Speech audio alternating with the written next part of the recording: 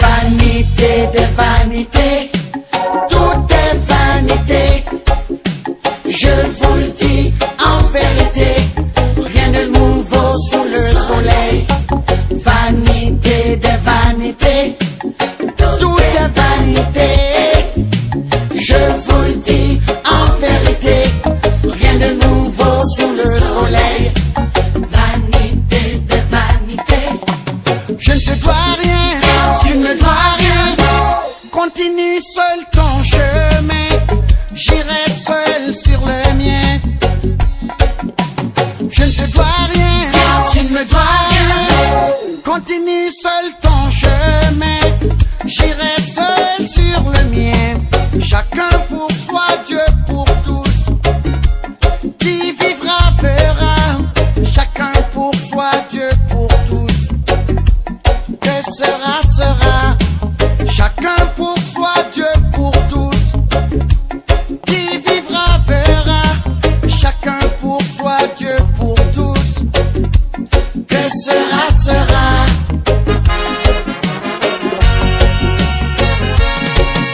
Celui qui creuse une fosse, y tombera. La méchanceté ne saurait sauver les méchants. Mieux vaut la réprimande du sage que d'entendre le chant des insensés. Que le sage ne se glorifie pas de sa sagesse, que le riche ne se glorifie pas de sa richesse, que le fort ne se glorifie pas de sa force. Seul peut se glorifier celui qui a l'intelligence de me connaître. Ainsi parle l'Éternel, car je suis l'Éternel.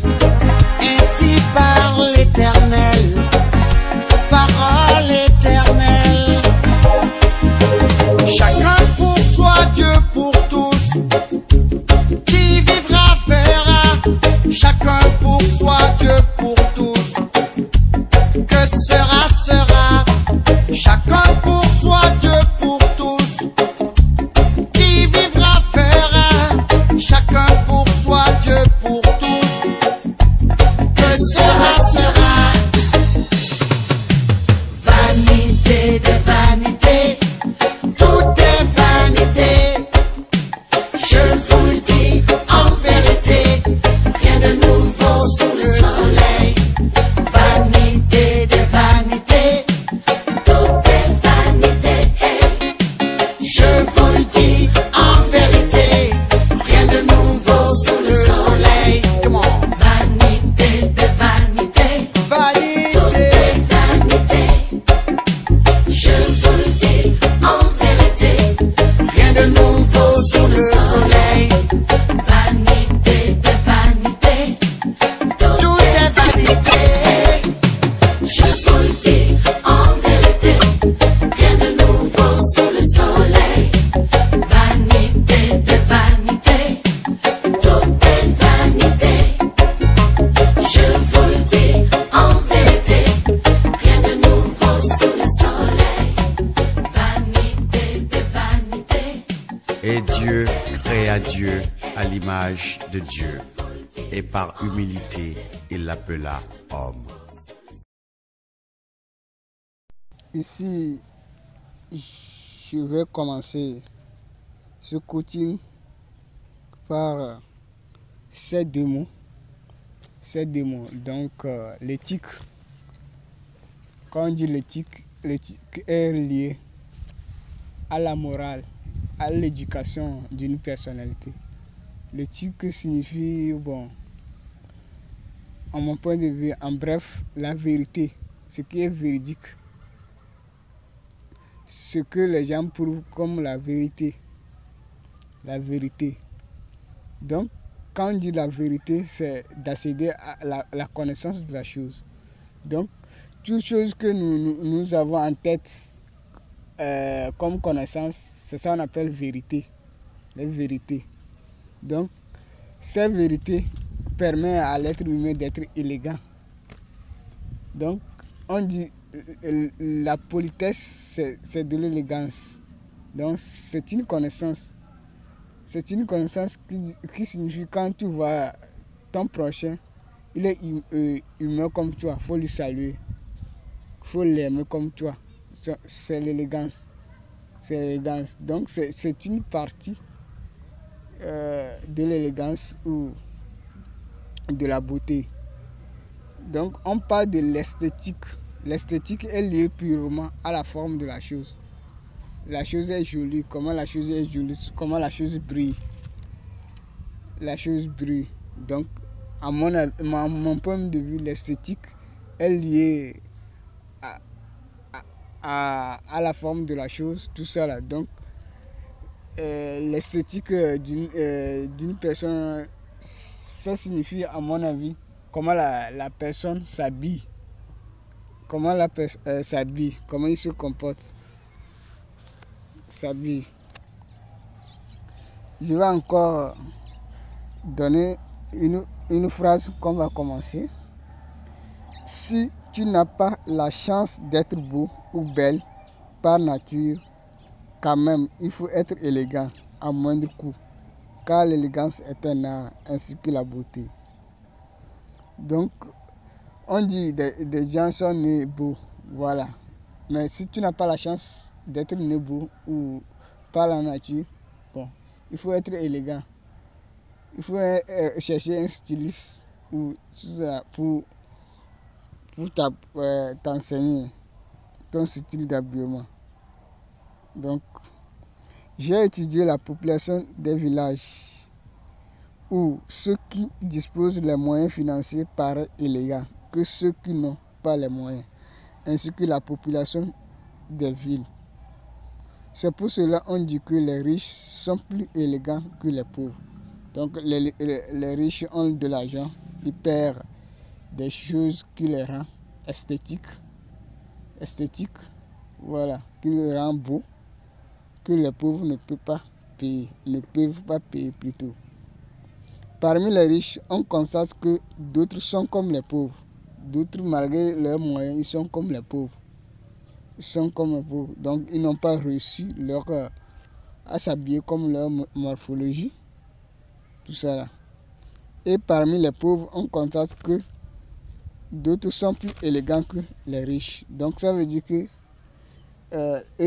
ces pauvres ont arrivé, malgré leurs maigres moyens, à s'habiller en fonction de leur morphologie, en adaptant une coiffure adaptée à eux, etc. Je me suis demandé pourquoi. J'ai trouvé une partie de solution chez nos vieux, qui est l'éducation. Un être humain qui est éduqué est élégant et beau. Un être humain qui est impoli, qui a un emploi qui lui permet d'assumer presque ses charges quotidiennes, paraît élégant et beau. Pourquoi? Parce qu'il ne vit pas dans l'inquiétude. Voilà un être humain qui pense beaucoup, paraît vilain. Et un être humain qui ne respecte pas son régime alimentaire, paraît vilain. En conclusion, la beauté et l'élégance est une connaissance ou culture à apprendre et à appliquer selon mon point de vue. Donc l'être humain doit adopter son style d'habillement, lire des livres pour nourrir son cerveau de la connaissance. Vous-même regardez un être humain qui dispose d'un diplôme de master et un apprenant de la classe de 3e. Vous verrez la différence que je suis en train de dire ici. Donc le titre de l'ouvrage c'est L'art de la beauté. Introduction. La beauté est un art car elle s'apprend. L'élégance aussi est un art car il s'apprend. Et le savoir-vivre est un art car il s'apprend. Rien n'est inné. Tout est acquis. Numéro 1. Pensée ou l'éducation. Tout petit que j'avais cette connaissance de la beauté. est innée.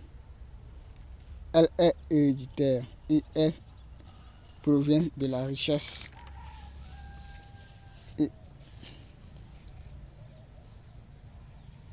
être laide provient de la pauvreté. Être vilain provient de la pauvreté. Selon le désir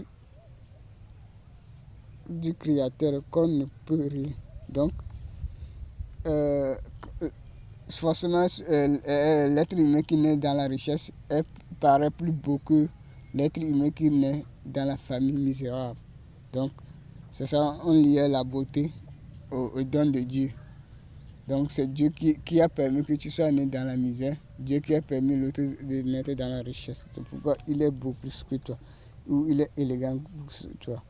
Quand j'ai pris de l'âge, je constate que l'être humain qui est agressif est presque vilain de nature.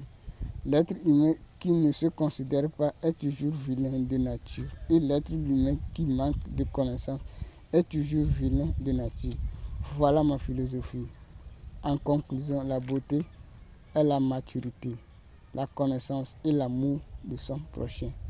C'est le miracle que j'ai exploré dans cet univers. Aimez-vous vous-même. Aimez-vous vous-même. C'est tout. Pourquoi la Bible répond, celui qui tue par l'épée périra par l'épée. Voilà, si vous considérez vos prochains mauvais, ils vont vous retourner ce sort.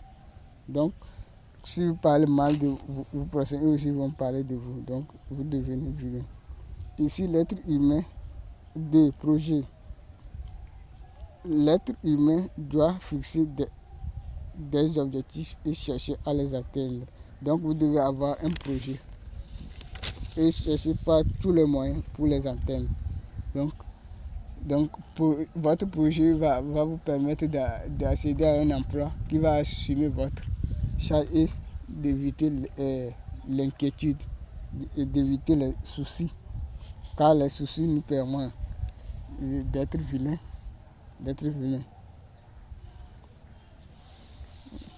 Numéro 3. Santé. L'être humain doit manger les aliments sains, avoir une pensée positive de la vie et faire du sport. Donc, nous devons faire du sport et éliminer la sueur de nos corps pour éliminer les microbes, manger les aliments sains, les aliments bio, naturels, qui n'ont pas aucun effet négatif sur notre corps, etc. etc. Numéro 4. La nuance. L'élégance est le fait de garder son corps propre, ses vêtements propres et une coiffure propre. Donc l'élégance est le fait de pratiquer l'hygiène partout.